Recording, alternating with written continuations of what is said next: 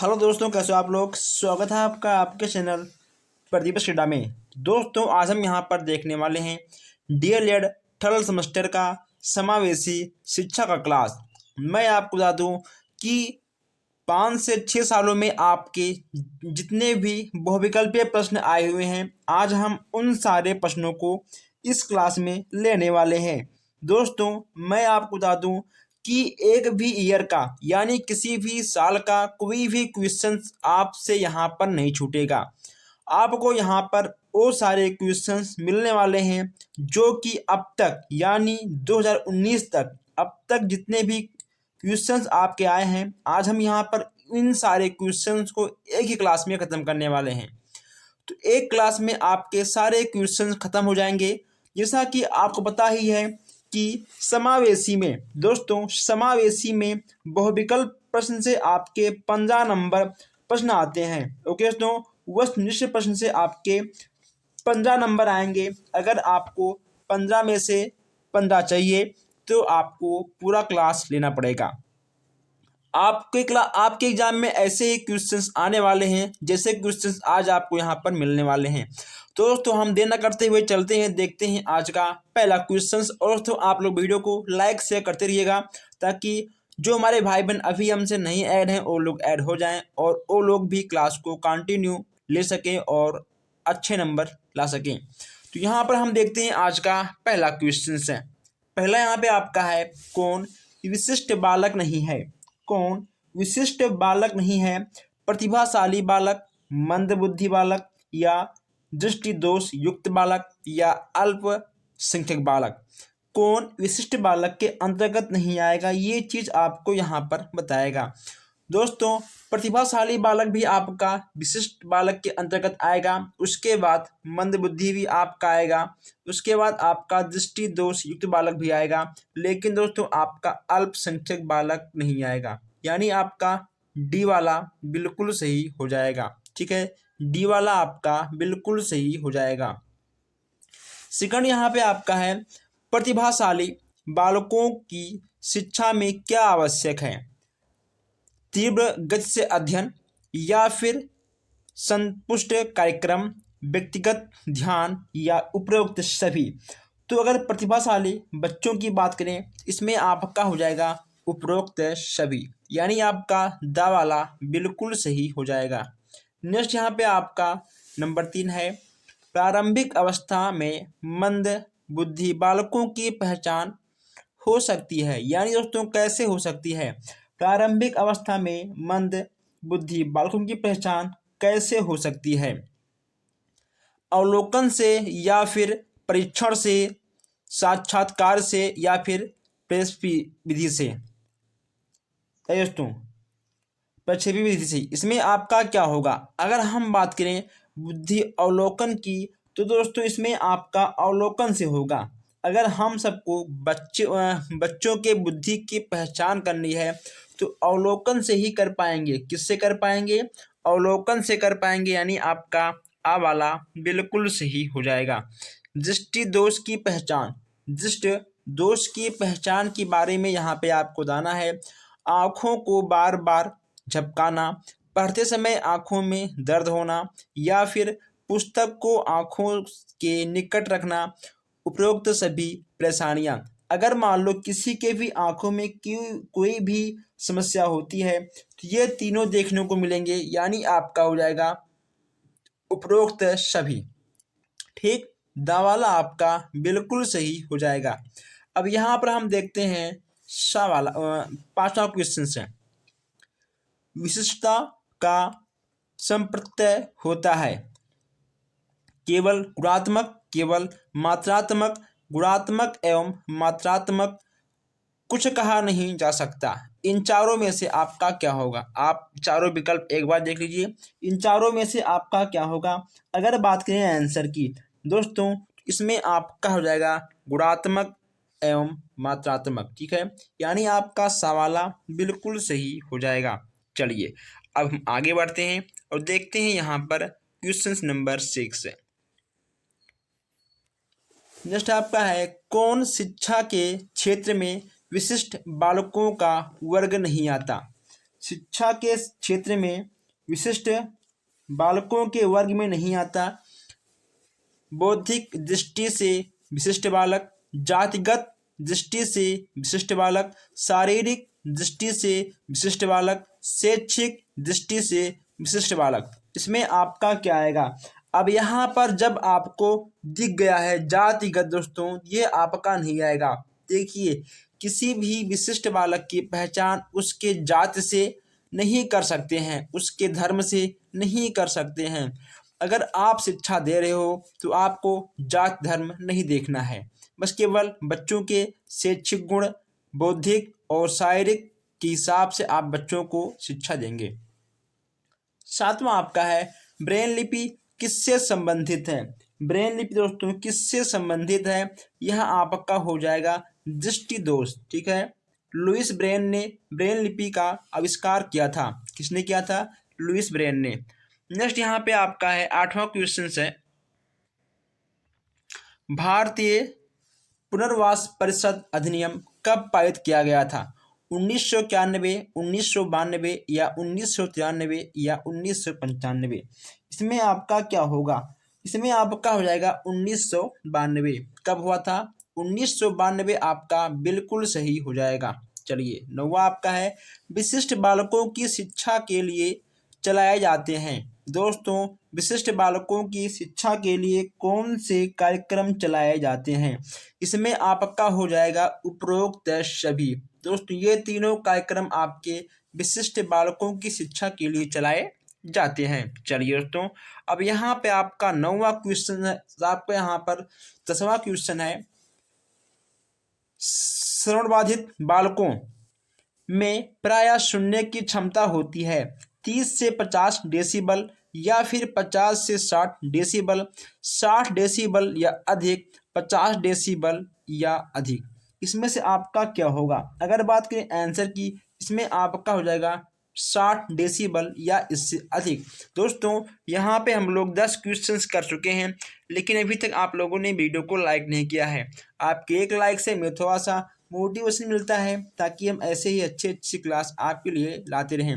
एक एक क्वेश्चंस को ढूंढना, उसे टाइप करना, आप तक पहुँचाना दोस्तों, कहीं ना कहीं बहुत ही अच्छा खासा टाइम भी लगता है दोस्तों। ठीक है, चलिए, यहाँ पे आपका 11वां क्वेश्चन है, विशिष्ट शिक्षा के अंतर्गत कौन आता है? विशिष्ट शिक्षा के अंतर्गत आपका कौन आएगा? ये चीज़ें आपको यहाँ पर बताना है। इसमें आपके उपरोक्त सभी हो जाएंगे, उपरोक्त सभी आपके हो जाएंगे। ये आपके तीनों ही अक्षमता, विकलांगता और रोगग्रस्तता, ये आपके तीनों ही विशिष्ट शिक्षा के अंतर्गत आएंगे। चलिए, 12वां आपका है कि सही दृष्टि कौन सा कहलाती है? सही दृष्टि कौन सा कहलाती है? अगर सही दृष्टि की बात करें दोस्तों, इसमें आपका हो जाएगा 6/6। ठीक है, 6/6 आपका बिल्कुल सही हो जाएगा। अब यहाँ हम देखते हैं 13वां क्वेश्चन है। 13वां आपका है कि शैक्षिक समावेशन से क्या तात्पर्य है? शैक्षिक समावेशन से क्या तात्पर्य है? पिछड़े बच्चों को शिक्षा प्रदान करना, विकलांग बच्चों को शिक्षा से जोड़ना, सभी बच्चों को शिक्षा प्रक्रिया से जोड़ना, बच्चों में शैक्षिक समझ घटना। दोस्तों, बच्चों में शैक्षिक समझ, ठीक है, इसमें आपको होगा घटाना। शैक्षिक समावेशन से क्या तात्पर्य है? इसमें आपको जाना है। तो देखिए दोस्तों, इसमें आपका उत्तर, इसमें जो आपका सही आंसर होगा, इसमें आपका होगा सभी बच्चों को शिक्षा प्रक्रिया से जोड़ना। ठीक है, उसमें आपका विकलांगता या फिर आपका पिछड़ेपन, दोस्तों इसमें आपका ये नहीं होगा, आपका होगा कि सभी बच्चे शिक्षा से जुड़ें, सब पढ़ें सब बढ़ें। आपने सुना होगा एक अभियान, सब पढ़ें सब बढ़ें। ठीक है, चलिए, यहाँ पे आपका नेक्स्ट क्वेश्चन है, भाटिया बैटरी में कुल कितने उप परीक्षण हैं? भाटिया बैटरी में कुल कितने उप परीक्षण हैं? 2, 3, 5 या 7? तो भाटिया बैटरी में आपके कुल 5 परीक्षण हैं। कितने दोस्तों हैं? 5 परीक्षण हैं। कौन कौन से हैं, हम आपको लॉन्ग क्वेश्चन में बताएंगे। अभी हम नहीं बताएंगे, नहीं तो आप लोग भूल जाओगे। ठीक है, आप लोग अलग अलग चीज़ों का नोट्स बनाइए और आप इन सारे क्वेश्चंस को नोट करते हुए आगे बढ़िए। जो क्वेश्चंस आपको नए लगे, अच्छे लगे, थोड़ा सा हार्ड लगे, आप उन क्वेश्चंस को नोट करिए और आगे बढ़ते रहिए। और आप लोग वीडियो को भी आगे शेयर करते रहिए। सामान्य बच्चे कितने आईक्यू के होते हैं? सामान्य बच्चे कितने आईक्यू के होते हैं? आप इस क्वेश्चंस को 3 स्टार में लगाइए। ये क्वेश्चंस आपका टेट, सीटेट, आपका स्टेट, आपके एग्जाम में भी आते हैं। 70 से कम आईक्यू वाले, 70 से 80 आईक्यू वाले, 90 से 110 आईक्यू वाले, या 110 से ऊपर आईक्यू वाले। सामान्य बच्चों की बात की जा रही है, इसमें आपका होगा 90। ठीक है दोस्तों, 90 से 110 आईक्यू वाले। 15वें का आपका सा वाला बिल्कुल सही हो जाएगा। आइए अब यहाँ हम देखते हैं क्वेश्चन नंबर 16। 16वां आपका है कि किसने विशिष्ट आवश्यकता वाले बच्चों को दुर्लभ गुणों वाला बच्चा बताया है? ऐसे कौन सा इंसान है जो विशिष्ट आवश्यकता वाले बच्चों को दुर्लभ गुणों वाला बच्चा बताया है? इसमें आपका क्या होगा? हेविट ने दोस्तों क्या होगा? हेविट। ठीक है, ये यहाँ पे आपका होगा टा। ठीक है, यहाँ पे आपका होगा हेविट।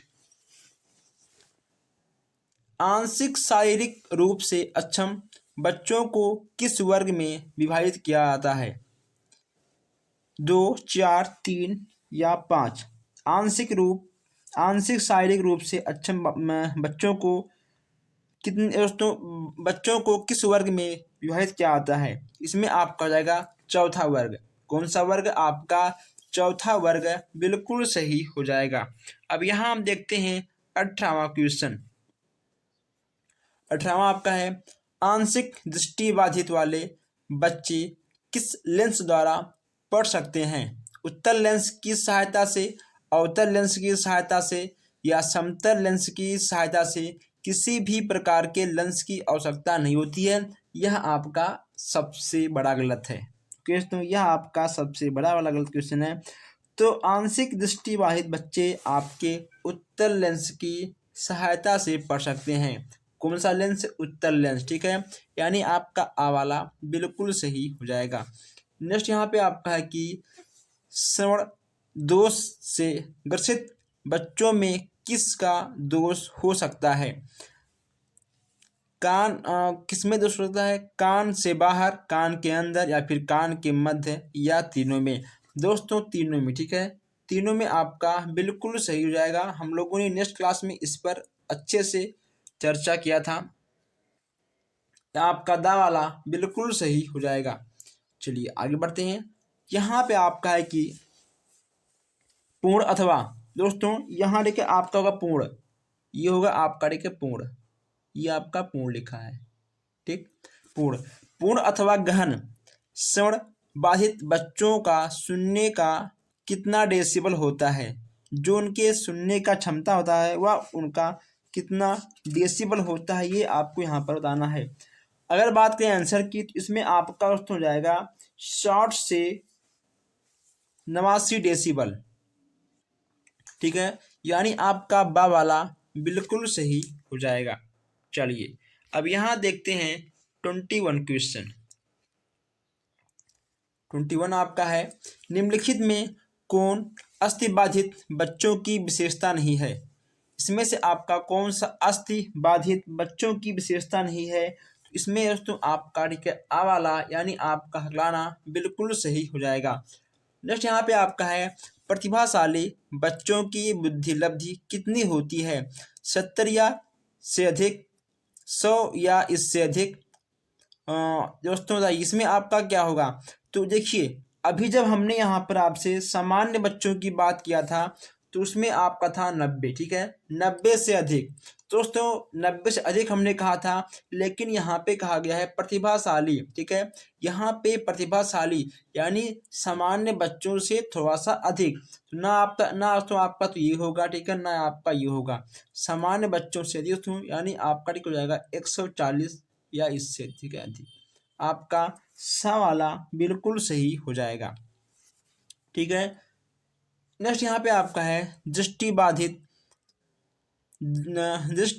बाह्यता का मुख्य कारण क्या है? वातावरण, अनुवांशिक वंशानुक्रम या दोनों या इनमें से कोई नहीं। इसमें देखो तो आपका हो जाएगा बा वाला, यानी आपका वातावरण और वंशानुक्रम आपका दोनों आएगा, यानी आपका इसमें बा वाला बिल्कुल सही हो जाएगा। ठीक है, चलिए नेक्स्ट यहाँ पे आपका 24 टर्मन के अनुसार सामान्य बालकों की बुद्धि लब्धि कितनी होती है? टर्मन के अनुसार सामान्य बालकों की बुद्धि लब्धि कितनी होती है आपको बताना है। तो इसमें आपका हो जाएगा सामान्य, सामान्य की बात है आपका 90 से अधिक। ठीक है दोस्तों, सामान्य की बात है आपका 90 से अधिक, आपका 90 और ठीक है आपका 90 से अधिक आ जाएगा। आपको कहीं पर भी दिखे सामान्य बालक 90 से अधिक। ठीक है, चलिए 25 आपका है विकलांग शिक्षा के मुख्य आधार कौन से हैं? विकलांग शिक्षा के मुख्य आधार कौन से हैं आपको बताना है। इसका आपका सही आंसर क्या होगा दोस्तों? शारीरिक विकलांगता, मानसिक विकलांगता और अवेगात्मक विकलांगता, यानी आपके दा वाला, यानी आपके तीनों होते हैं, यानी आपका दा वाला बिल्कुल सही हो जाएगा। 25 क्वेश्चन हम लोग यहाँ पर कर चुके हैं, लेकिन अभी भी आप लोगों ने वीडियो को लाइक नहीं किया है और ना भी आप लोगों ने शेयर किया है। ठीक है, लाइक शेयर करिए ताकि ऐसी क्लास आप तक सबसे पहले पहुँचता रहे। नेक्स्ट यहाँ पे आपका है सांकेतिक भाषा। सांकेतिक भाषा किसके लिए प्रयुक्त होती है? सांकेतिक भाषा किसके लिए प्रयुक्त होती है? प्रतिभाशाली, सामान्य, ना सुन पाने वाले बच्चों में या इनमें से कोई नहीं। दोस्तों संकेत की बात यहाँ पे की जा रही है, ना आपको इसको आवश्यकता है, ना सामान्य को आपका हो जाएगा, ना सुन पाने वाले बच्चों में हम उन्हें संकेत के माध्यम से समझाते हैं जो बच्चे नहीं सुन पाते हैं। अब यहाँ हम बात करते हैं 27 की बात करते हैं। शिक्षा प्रक्रिया में अनुकूल की अवस्था नहीं होती है। शिक्षा प्रक्रिया में अनुकूलन की आवश्यकता नहीं होती है। इसमें आपका क्या होगा? प्रतिभाशाली बालकों के लिए। किसके लिए? प्रतिभाशाली बालकों के लिए शिक्षा प्रक्रिया में अनुकूलन की आवश्यकता नहीं होती है। अब नेक्स्ट यहाँ पे आपका है कि विकसित बालकों को बनाना चाहिए, क्योंकि दोस्तों यहाँ होगा आप पढ़कर चाहिए, बनाना चाहिए, अपने आप पर निर्भर या फिर दोस्तों आत्मनिर्भर। इसमें आपका आ और सा, ठीक है, इसमें आपका आ और सा दोनों सही हो जाएगा। हमें हमेशा अपने बच्चों को अपने आप पर यानी आत्मनिर्भर बनाना चाहिए। वर्तमान में निःशक्त बच्चों की शिक्षा का क्या कहा जाता है? वर्तमान में निःशक्त बच्चों की शिक्षा को तो क्या कहा जाता है? इसमें आपको बताना है। इसमें आपका हो जाएगा समावेशी शिक्षा। दोस्तों इसमें आपका हो जाएगा समावेशी शिक्षा, लेकिन इसमें तो आपका है नहीं, तो दोस्तों इसका आपको हो जाएगा आत्मनिर्भर। ठीक है दोस्तों, इसमें आपका बा वाला बिल्कुल सही हो जाएगा। ठीक है, परिवार पे निर्भर नहीं करना है और ना सरकार पे करना है बच्चों को आत्मनिर्भर। वाक दोष के प्रकार, वाक दोष कितने प्रकार के होते हैं यहाँ पे बताना है। वाक दोष कितने प्रकार के होते हैं? 4, 5, 6 और 7। वाक दोष दोस्तों कितने प्रकार के होते हैं? आपके होते हैं 5 प्रकार के। कितने प्रकार के होते हैं? आपके हो जाते हैं 5 प्रकार के। यहाँ पर दोस्तों हम लोग 30 क्वेश्चंस कर चुके हैं। अब हम लोग बढ़ते हैं 31 क्वेश्चंस की ओर। लेकिन जो हमारे भाई बहन अभी भी सब्सक्राइब नहीं किए हैं वो कर लें, ताकि हर क्लास आप तक सबसे पहले पहुँचे। ऐसा ना हो कि कोई भी क्लास आपसे मिस हो जाए। चलिए अब यहाँ पे आपका 31 क्वेश्चन है। किस राज्य में निर्देशन सेवा केंद्र स्थित नहीं है? हरियाणा में, राजस्थान में, हिमाचल प्रदेश में या फिर पश्चिम बंगाल में? क्या होगा इसमें से दोस्तों? आपका क्या होगा? इसमें आपका हो जाएगा पश्चिम बंगाल। क्या होगा? पश्चिम बंगाल आपका बिल्कुल सही हो जाएगा। अब यहाँ देखते हैं 32 क्वेश्चन है। साहू जी निर्देशन ब्यूरो कहाँ स्थित है? साहू जी निर्देशन ब्यूरो कहाँ पे स्थित? आपका पूना में, कानपुर में, लखनऊ में या फिर नागपुर में? दोस्तों यहाँ पर एक आपका हो जाएगा कानपुर, क्या होगा आपका यहाँ पे कानपुर हो जाएगा। अब यहाँ पर दोस्तों हम थोड़ा तेज चलेंगे क्योंकि हम नहीं चाहते हैं कि आपका टाइम लगे। हम यहाँ पर आपको कम टाइम में अधिक से अधिक क्वेश्चन देने की प्रयास करते हैं। यहाँ पे आपका 33 क्वेश्चन है। केंद्रीय शिक्षा तथा व्यावसायिक ब्यूरो की स्थापना किस वर्ष, केंद्रीय शिक्षा तथा व्यावसायिक ब्यूरो की स्थापना किस वर्ष की गई थी? अगर बात करें आंसर की तो इसमें आपका हो जाएगा 1954। दोस्तों कब क्या किया था स्थापना? आपका हो जाएगा 1954, यानी आपका सा वाला बिल्कुल सही हो जाएगा। अब यहाँ हम बात करते हैं निर्देशन की आवश्यकता होती है, निर्देशन की आवश्यकता होती है दोस्तों, निर्देश देना, ठीक है। आप क्या दोस्तों किसमें होती है आवश्यकता? अपंग, विशेष और समान व्यक्तियों में, अपंग व्यक्तियों में, विशेष व्यक्तियों में, समान व्यक्तियों में या सभी व्यक्तियों में, यानी दोस्तों आपका हो जाएगा, ठीक है, दा वाला सभी में निर्देश की आवश्यकता सबको पड़ती है, आपको पड़ती है, हमको पड़ती है दोस्तों, ठीक है, सबको पड़ती है। बस उसका अलग अलग निर्देश देने वाला दोस्तों इंसान होता है, वह अलग अलग माइंड का होता है। अब यहाँ पे आपका है परामर्श में व्यक्ति को समस्या समाधान हेतु सहायता दी जाती है, गीतों के माध्यम से, चित्रों के माध्यम से या वार्तालाप के माध्यम से या कहानी के माध्यम से। दोस्तों आप बताइए, अगर मान लो आपको परामर्श देना है किसी को तो आप किसके माध्यम से दोगे? आप परामर्श किसके माध्यम से दोगे? क्या आप उसे गा कर दोगे? नहीं। क्या आप उसे दोगे कोई भी फोटो दिखाकर? नहीं।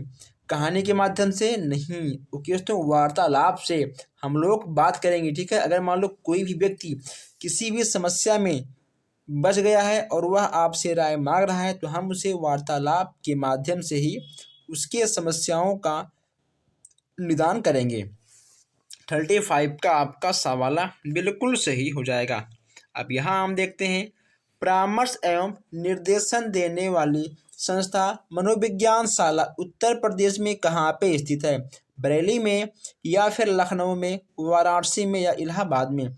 इन चारों में से आपका क्या होगा? इसमें आपका हो जाएगा इलाहाबाद में। कहाँ पे स्थित है? इलाहाबाद में आपका स्थित है। नेक्स्ट यहाँ पे आपका है परामर्श से संबंधित जिले की विशेषज्ञ समिति को कौन देखता है? परामर्श से संबंधित जिले के विशेषज्ञ समिति को कौन देखता है? जिला मजिस्ट्रेट या फिर जिलाधिकारी, जिला दोस्तों चिकित्साधिकारी या फिर जिला विद्यालय निरीक्षण? कौन देखता है आपको बताना है। इसमें आपको जाएगा जिला विद्यालय निरीक्षक। विद्यालय में हास अवरोध की समस्या को रोकने में प्रमुख रूप से कौन सहायक है? निर्देशन, शिक्षण, अभिभावक, निर्देशन एवं परामर्श। इसमें आपका हो जाएगा निर्देशन एवं परामर्श दोस्तों, ठीक है। क्या होगा इसमें आपका दा वाला बिल्कुल सही होगा, निर्देशन एवं परामर्श है। निर्देशन एवं परामर्श से क्वेश्चंस आपके एग्जाम में कन्फर्म आते हैं 101%। आप इन सारे क्वेश्चंस को 3 स्टार में नोट करते हुए आगे बढ़ते रहिए। निर्देशन एवं परामर्श द्वारा क्या बताया जा सकता है? क्या ना करने योग्य, क्या करने योग्य, क्या ना करने योग्य, क्या करने योग्य या उपयुक्त सभी। तो मैं आपको बता दूं दोस्तों क्या करें, ठीक है, क्या ना करें। अगर हम किसी भी छात्र को, किसी भी व्यक्ति को हम निर्देशन या परामर्श देंगे तो उसमें हम उसको ये बताएं कि आखिर आप क्या करो और क्या आप, ठीक है, ना करो, यानी क्या करना अच्छा होगा और क्या ना करना अच्छा नहीं होगा। इन सब चीज़ों पर हम लोग उससे परामर्श करेंगे। परामर्श के लिए उपयोग की जाने वाली प्रमुख विधियां कौन सी हैं? परामर्श के लिए उपयोग की जाने वाली प्रमुख विधियां कौन सी है दोस्तों? इसमें आपका स्वीकृत, पुनरावृत्ति और स्पष्टीकरण आपकी तीनों, यानी आपका हो जाएगा उपरोक्त सभी, ठीक है। ये आपके तीनों ही आवश्यक हैं, इसीलिए आपका होगा उपरोक्त सभी। चलिए अब यहाँ हम आगे बढ़ते हैं। मनोविज्ञान शाला इलाहाबाद की स्थापना कब हुई? मनोविज्ञान शाला इलाहाबाद की स्थापना कब हुई? इसमें आपका जाएगा 1952। कब होगा आपका आ वाला, यानी आपका 1952 बिल्कुल सही हो जाएगा। चलिए किस शिक्षण के अंतर्गत निरीक्षक अध्यापक के स्तर तक आ जाता है? किस निरीक्षण के अंतर्गत निरीक्षण अध्यापक के स्तर तक आ जाता है? इसमें आपका क्या होगा? इसमें आपका हो जाएगा रचनात्मक। ठीक है, सवाल आपका बिल्कुल सही हो जाएगा।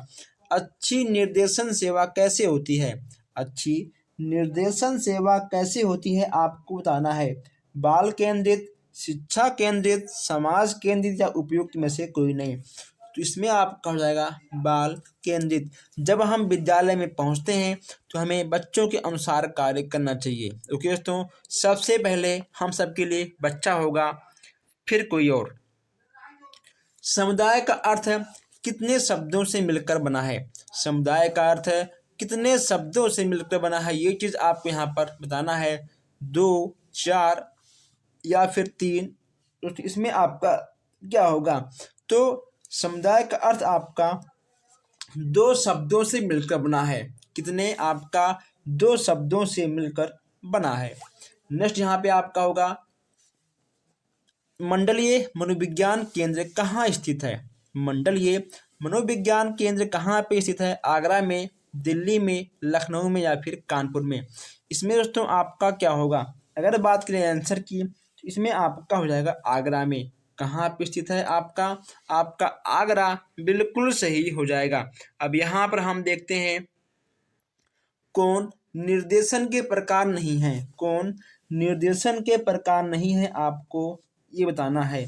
अगर दोस्तों बात करें आंसर की तो इसमें तो ये आपका क्या होगा? इसमें आपका होगा लिखित निर्देशन। ठीक है, लिखित निर्देशन आपका, यह आपका कोई भी प्रकार नहीं है। हम कोई भी चीज़ लिख कर नहीं दे पाएंगे, शैक्षिक, व्यक्तिगत और सामाजिक तौर पर दे पाएंगे, लेकिन वो तो लिखा हुआ निर्देश या कोई आपका निर्देश नहीं होता है। मनोविज्ञान केंद्र के प्रकार कौन नहीं है? मनोविज्ञान केंद्र के प्रकार कौन नहीं है? इसमें दोस्तों आपका क्या होगा बताइए। अब यहाँ पर मनोविज्ञान केंद्र की बात की जा रही है, तो इसमें आपका हो जाएगा उपरोक्त सभी। ठीक है दोस्तों, आपका दा वाला बिल्कुल सही हो जाएगा। तो दोस्तों आज हम लोगों ने यहाँ पर 47 क्वेश्चंस किए हैं। ठीक है दोस्तों, हमने यहाँ पर सभी आपकी अब तक आपके जितने भी वो विकल्पीय प्रश्न आए हैं, हम यहाँ पर हर क्वेश्चंस को ऐड किए हैं। दोस्तों आप लोग कमेंट करिए देखिए कि आपके कितने क्वेश्चन सही गए हैं। ठीक है, 47 में आपके कितने क्वेश्चन सही गए हैं, आप लोग कमेंट करिए। और दोस्तों आप लोग वीडियो को शेयर भी करिए ताकि जो हमारे भाई बहन अभी तक नहीं ऐड हैं वो लोग ऐड हो जाएं, और ताकि किसी का भी किसी भी विषय में बैक ना आए। तो दोस्तों बस आज के लिए इतना ही, मिलते हैं फिर नेक्स्ट वीडियो में। धन्यवाद।